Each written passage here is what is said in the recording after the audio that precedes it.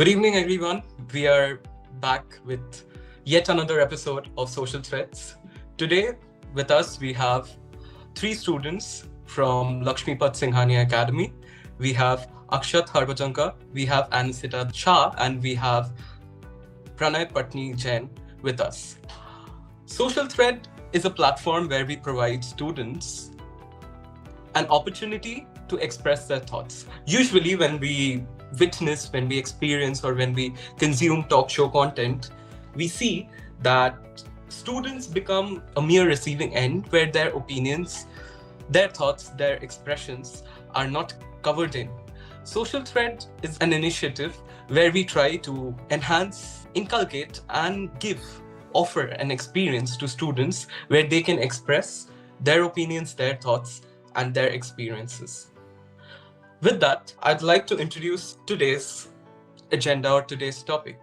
In today's world, rather, we see that wherever we go, we see a lot of slogans about discrimination, whether it be gender, whether it be sexuality, whether it be any other form of discrimination, whether it be at school, at colleges, at your workplace, and even at your home, let alone any other particular sector such as social work, offices, and other places. Today's agenda, we would be discussing the specific needs of LGBTQ plus community and other genders, especially the youth, and their needs and specifications in social services, as well as how organizations can provide inclusivity and supportive environments to them. So, as we begin, let's have an open discussion. What are the thoughts on inclusivity? What are the thoughts on discrimination? Have you all ever faced any sort of discrimination when it comes to any particular field, let alone gender, let alone the queer community? Akshat. I have witnessed people get discriminated on the basis of how they carry their body languages and like the way they speak and the way they present who they are. People are discriminated, especially in like education institutes as well, like in schools and colleges. Like we always notice that groupism is a key role in like everyday interactions. So it is a vital role in India, especially like inclusivity. अभी तक India में उतना अच्छे से आया नहीं. It has not been incorporated everywhere. I absolutely agree with that. Inclusivity, though, let alone the queer, we have problems when we look into the newspapers and everything. We see that even the pay scale for women is not even equal to men in some cases, especially in unorganized sectors where there is no particular payment records maintained. But I would like to also ask that since you discussed about schools and other educational institutions, where do you think discrimination arises from? Is it from like the higher authority or is it the peers? Anasita.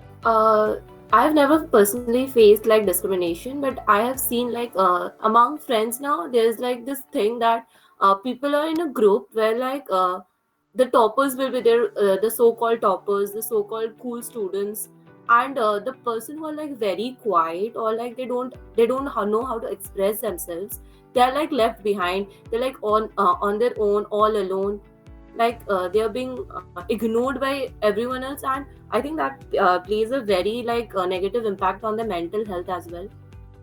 And we see that when it comes to like leave alone the quiet children, when it comes to people who belong to the queer community, it assumes a bigger role. We have always read, heard a lot about homophobia, a lot about transphobia.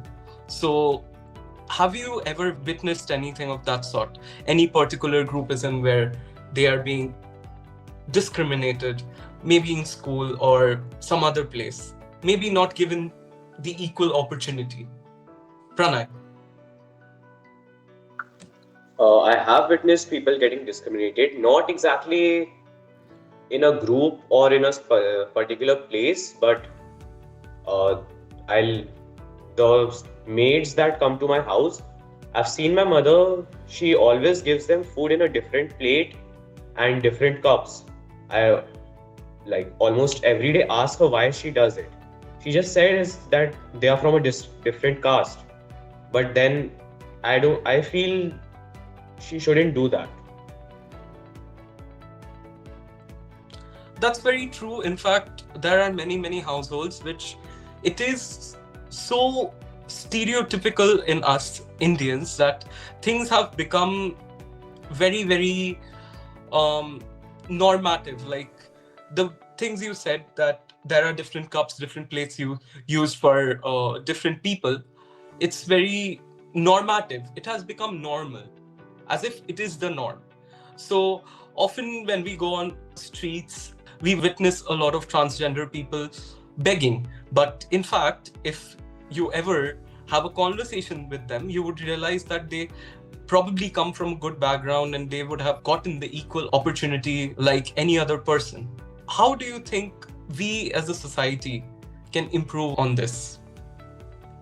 Our school had taken up an initiative we had we had an interactive meet with the transgender and उन लोग आके जब अपना मतलब cases बता रहा था कि like I remember one of them very discreetly कि उनको एमबीए करना था एंड कॉलेजेस में एंट्री नहीं मिल रहा था as like they were quote on quote not normal and and like the provisions which the Indian government has provided us are not enough to promote equality in like workspaces as well. आज हम लोग का वो links जो भी generate होता है like questionnaires, we don't have an option of like others as such. Like in most, I mean, if I also make a questionnaire, मेरे दिमाग में भी I'll only think of male and that's so I think this. Yeah, I have encountered such questionnaires.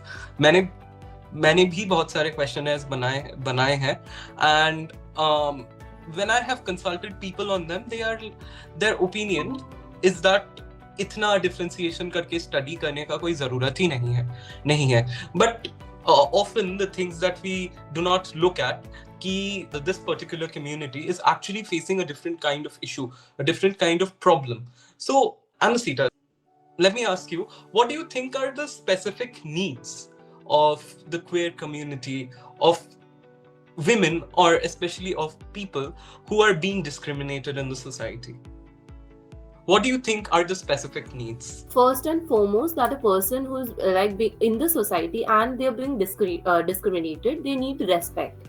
They need they need us to understand them. They need us to know their problems, like to interact with them.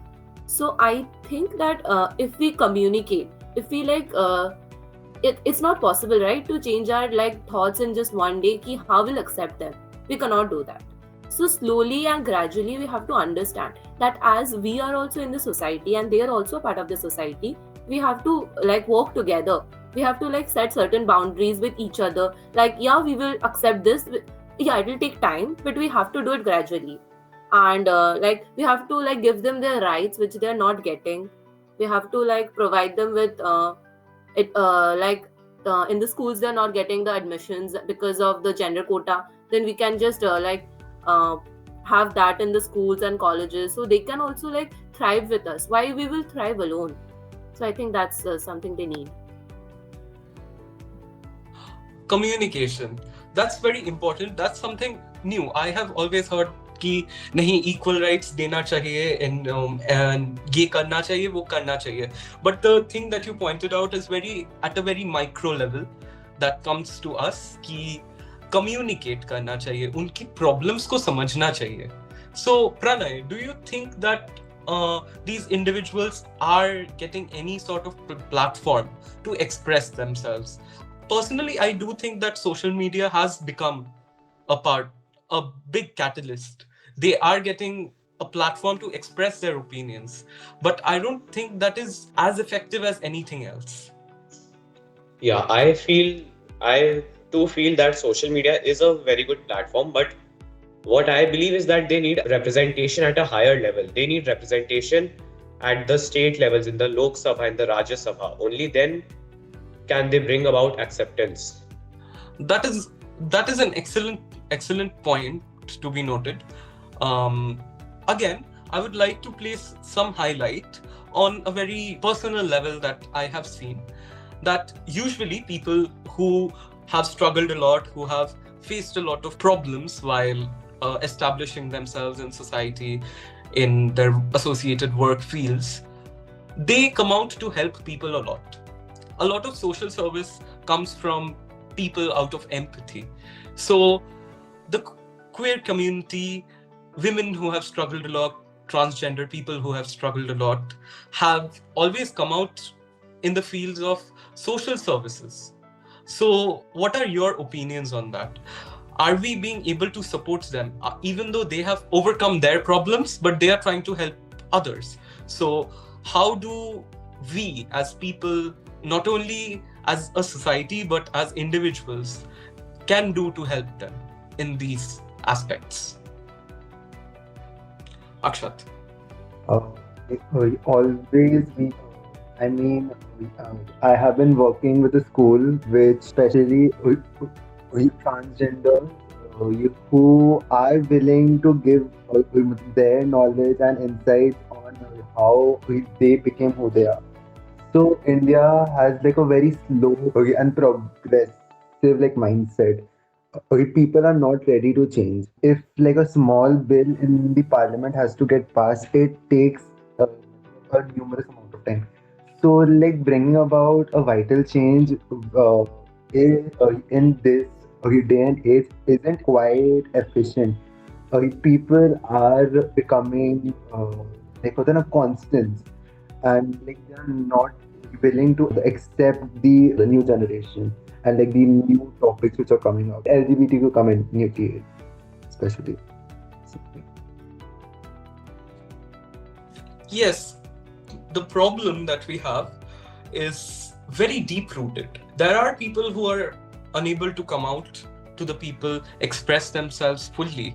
Even if what has happened, that with the era of social media, with the era of communication and ease of expression online, we see that a lot of people have mustered up the courage through connections, through unknown connections rather, to come out of their closet and express themselves fully. With that being said, do you think social media and the media, any media in that form, has become a part of us that is helping individuals to overcome their problems? Anasita.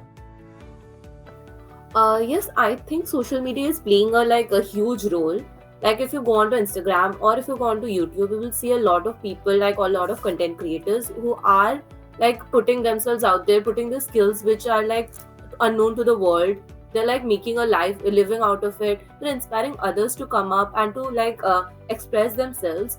Like I have seen a lot of YouTubers and like see, there's this thing that we have put certain activities to a gender specific, like guys cannot do makeup, like we have set a standard ki they cannot do it, but what about the persons who are good at it? We like make fun of them. But social media is such a platform which is like putting out their talent, putting out different like aspects of a person and how creative a person can be. And it goes beyond that also. It goes to the fact that you're not alone. It is a journey in which all of us are there. So it helps you build a connection with other people. Ki you're not alone in a fight. We're all in it, and we will all fight together. So I think social media helps in that way. It does. When you actually said guys not wearing makeup, I could visualize the person you're talking about. I do not exactly remember the name. It's probably Ankush something. I don't remember the exact name. But these people have been catalysts. They have built a community. So how do you think building up a community, whether it be online or offline, has helped people or would help people in the future? Pranay. I would like to reference here that a very famous psychologist, Abraham Maslow, had created a hierarchy of needs, in which, after physiological needs, the next need was the need for belonging. That you have a community and there are people who you can relate with. This concept can be very well applied here because all these people need is a community. They need this belonging, that they can relate with someone and that they have someone to share their problems with. Coming back to the stereotypical environment that we have all faced, whether it be for queer people or anybody else, India in general has been very stereotypical throughout history, and as you all pointed out throughout, that making a change is a very long-term thing, especially in fields like this. In fact, we have been trying to uplift the rights for women for the longest of time, ever since independence, but still there are areas that we struggle in. Probably in an urbanized setup, we seldom feel the need or feel the requirement to actually have more laws, but when we move towards the rural areas, we see where actual discrimination falls in place. How do you think it has affected organizations, whether it be the school, whether it be colleges, whether it be workplaces? In rural India, we have noticed that people are trying to educate the girls like in different schools. There are vidyalayas for only like what are girl childs, and like also promoting. And it all depends on like who is in power, or if like a person who has a deep level of processing and like who understands others' problems, he will like always try to make an impact on like either I mean as a community in a whole. In rural areas, like we have, I mean, reservations of women's. Why can't we have reservations of the LGBTQ community as well? I mean, one third of the panchayat seats are reserved in the name of women, and women play a very vital role in making the decisions which are to be made in the village or like in the wards. Politics plays a very crucial role in the major representation, and I believe the representation is essential in all communities. I mean, a way to express your problem through a leader, it is very important, especially in rural areas. It is indeed a very good point that we came across, that who is in power. Who is in power does not only mean in politics, it also means in respect to an organization. Who is running the organization? Not only that it comes down to who is teaching, who is your boss in a company, who is teaching you. Their thoughts, their emotions, their experience also affect your thinking. So do you think that organizations, whenever they are putting through, especially the MNCs, whenever we have the Pride Month, there we see a lot of rainbow colors across various organizations. Do you really think that it is of course a step for inclusivity, but do you think that it is only reserved for the Pride Month, or it is only reserved only for the colors, or is it just a showdown for inclusivity to increase their marketing, increase their sales? Is there actual inclusivity in the organization? Though this is like June is, I guess, celebrated as a month of Pride, if I'm not wrong, then like it is a lot of like when I open social media in like June, month of June and all, like close to it, all of everything is like rainbow, and it's like I think kind of more to like extent it is marketing, because most of the times we do not see the inclusivity around us. It is like people are saying, oh, it's like a show off kind of, it has turned right to this point, like yeah, I'm gay, or I am like I belong to this LGBTQ community. And like some of the people even on social media, they like try to gain like followers, or they're trying to gain popularity through this whole inclusivity thing, whereas the actual people who are in need of the inclusivity, they're not getting it. Especially companies. Like, let's think about Yeah. organizations where they are promoting something, but their employees are probably not getting a lot of inclusivity or a lot of supportive environment. Yeah, true. That is correct. So, these words, these big words that I throw at the camera, because you guys are not in front of me right now. Inclusivity and supportive environment. What do you think, Pranay? What do you think is? In fact, I would like to ask everyone, each and every one of you, what do you mean by inclusivity or mean by a supportive environment for everybody? By inclusivity, I think that the word inclusivity should mean that we are giving equal rights and equal opportunities to everyone and treating everyone as if they are ourselves. Like, I treat you the way I want to be treated. That is something very nice to hear. I treat you the way I want to be treated. But I fear there are spheres where everybody, not only you, me, the queer community, women, everybody has faced that we are not being treated equally. So, Akshat, what would you construe out of a supportive environment? Uh, where there is no hesitation. I mean, if I'm approaching my boss or like if I'm approaching my colleague also, and if I am different, I mean, if it's a true inclusive environment, I will not hesitate to ask or like raise up my point. Human behavior plays a very vital role. I mean, to like, describe an environment is inclusive or not. Coming back to Anisita, what is inclusivity? What is supportive environment to you? uh, I won't say the like book definition or the definition which we know of, like generally which comes to our mind, but I'll say it should be a society which understands us, which supports us, which helps us be ourselves. Like it doesn't like conceal us within our like four walls of this room which we are concealed in. We are trying to hide ourselves from the society. It should not be that. It should be you are able to put yourself out there. Should be able to express yourself. Because if you conceal and if you keep on concealing, you will build up walls which are very high and which is very like wrong for yourself to build up walls which you cannot break, and you'll get lost in a world which you don't even know yourself in. I don't think that should be happening in a society which is supporting or which is inclusive.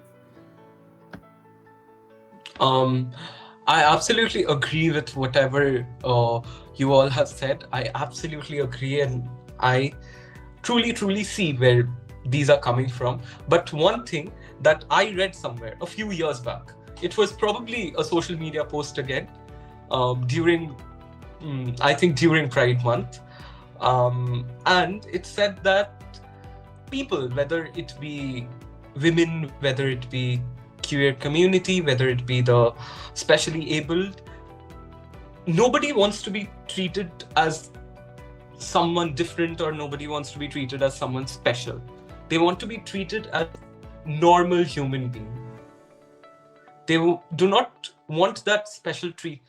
Like, often we see that sometimes if we go somewhere, or we see that there is special treatment given to a certain class of people in some aspect or the other. I feel that everybody wants to be treated as a normal human being, and instead of living under labels that, okay, women, queer people, specially abled, instead of these labels, everybody should be identified under one particular tag, that is humans. So that is where the word humanity and being humane comes from, right?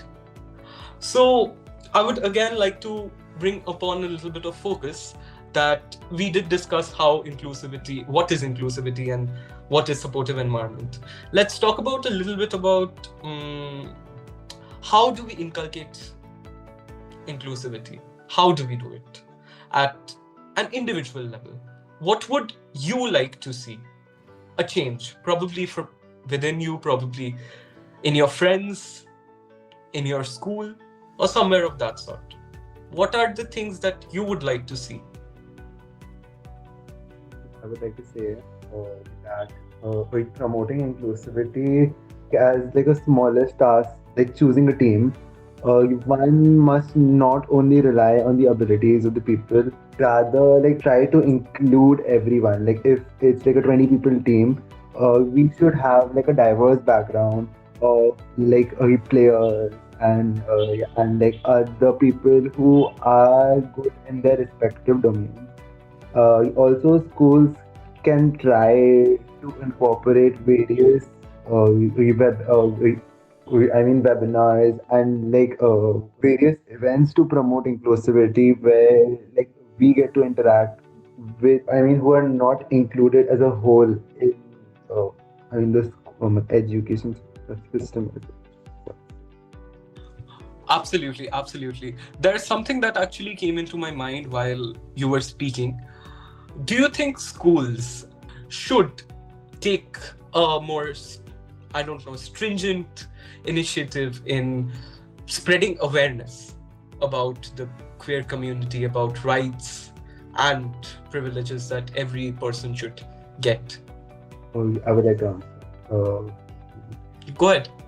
When the school gives us a talk, the talk, I think that's the right age to introduce like various other concepts like LGBTQ community and like identity crisis.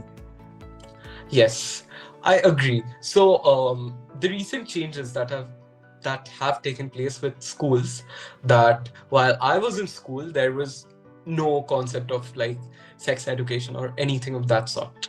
So whatever came up was probably from the internet or was probably from the books. So as we have grown, I was in school, I think, 4 years back.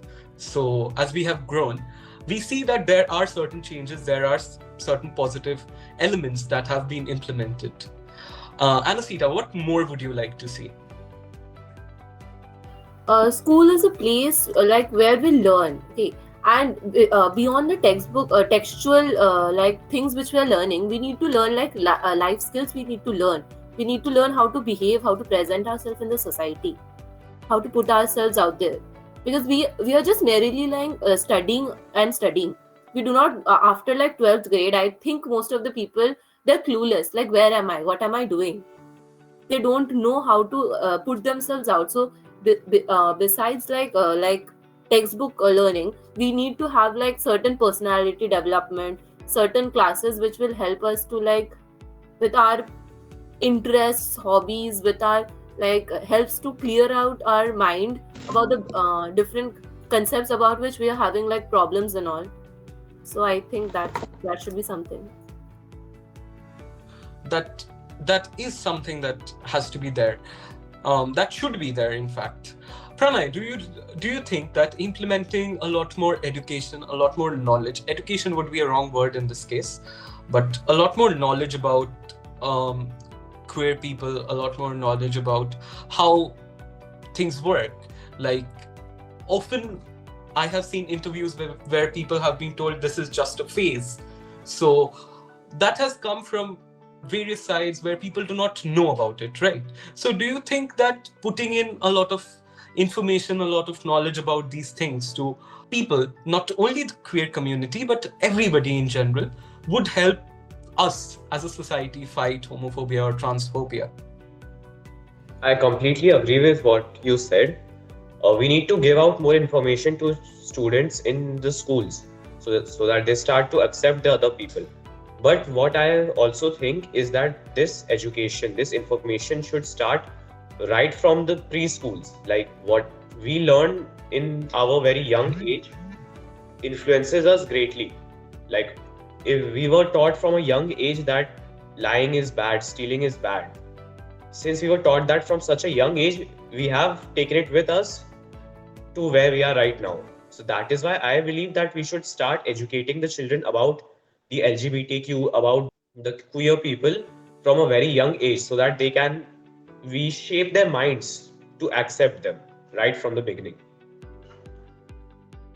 Yeah, I think I agree on this at a very personal level, where when we open a preschool textbook, we see pictures of older people and saying respect the elders, but I think that needs to be changed, that we need to respect everybody, right? Am I correct on that? Again, finally talking about the youth, we have seen a lot of things have progressed. We have seen a lot of development in the current scenario, especially one of the Southeast Asian countries declaring same-sex marriage as legal very recently. It was, I think, around 2 weeks back, and it was a big thing on media.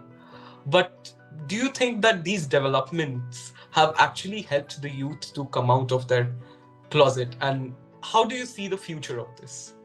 That's, I think, the last question I'd like to ask before opening the forum to everybody for a discussion. Akshat. The laws which come across allowing the marriages of anyone, and also in the future, I believe that India can also implement in the given laws, and also incorporate various amendments to also satisfy the religious beliefs of other peoples, and like incorporate the religion aspects and the marriage aspect as a whole. I am not really aware on this topic about the given laws. So anybody else, Anisita, Pranay, anything you would like to add on this? I think that what plays a major role here is validation. When people see that suppose someone is queer, but they haven't come out, when they see that it is becoming legal in other countries, that people are accepting them, it gives them a sort of validation that it is okay to be queer, it is okay to be like that. That validation goes a long way in encouraging the people to come out, and if you don't accept yourself, no one is going to. So this is the validation they require to accept themselves. Only if they accept themselves will others accept them. Like I would like to add something. Like if we think about like 15 or 20 years back, we would not have thought of this topic even, because people back then, no one was coming out, no one was accepting the fact that they were like belonging to a different community or anything. So this concept was not only there. Right now, because of the current generation, which we call the so-called Gen Z generation, this generation, it is like kind of open-minded as compared to the millennials, which we like to call them. So slowly and gradually we are moving towards development of the fact that yes, we can accept ourselves as we are. So there has been a change in thought. And what we can bring down, that social media has been a catalyst where it connects people. We have tried to build a community. We are still trying to build a community for everybody so that they can express themselves. Very recently on the internet, there was this particular video that went viral where there was this particular pride parade, probably in one of the European countries, being held. And there was this particular parent who held a placard saying free hugs. And the way everybody came in individual capacity to hug this particular parent, it was amazing. And it read like, however much families or the blood relatives do not support them, there are people who are willing to support them anyhow, whether it be emotionally, whether it be through monetary means, whether it be through social services. Lastly, anything you guys would like to add on this? Anything from any of these aspects that we discussed? Support comes from people who are not blood related. On that point, I'd like to add that a person who has suffered the same journey as you, they are able to understand you better than anyone else. Like if you have fell down and hurt your knee, you can understand how the other person is feeling on being in the same situation. So it's kind of like that. The person connects with you. I agree. Like it's more like we hear people say that put yourself in my shoes, but it's way easier for somebody to understand it when they have themselves worn the same shoes back in the day. So in the future, we really hope things would improve for not only the queer community, not only for women, only in an urban setup or only in India, but other parts of the world or wherever people are facing problems to accept themselves, or whether it be the societal pressure that they are facing. With that, I think we really had a very meaningful discussion today, and it was an absolute pleasure to have Lakshmipat Singhania Academy students to the show, to Social Thread. I think Social Thread did provide a lot of platforms, a lot of ideas, especially the idea that how we were taught that lying and stealing is bad. Those ideas were inculcated within us way in a young age.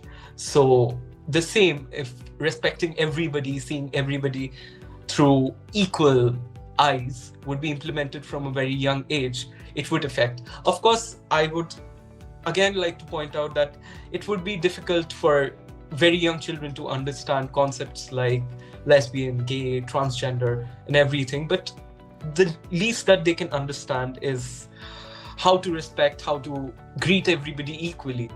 You know, it is the little things. It begins where if I'm saying good morning to everybody, I'd say good morning to everybody and anybody whom I see on the street. I'll give them a smile.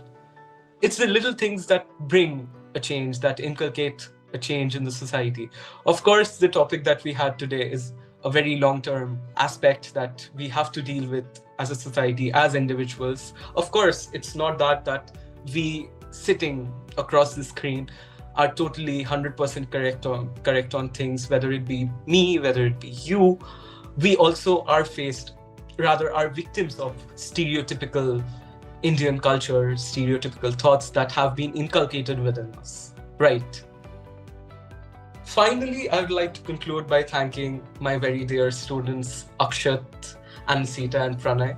I'd also like to thank Lakshmipat Singhania Academy's esteemed principal, Ma'am Jaya Mishra. I'd also like to thank the esteemed director, Ma'am Meena Kak. I'd also like to thank the teacher representative, Shumona Dasgupta.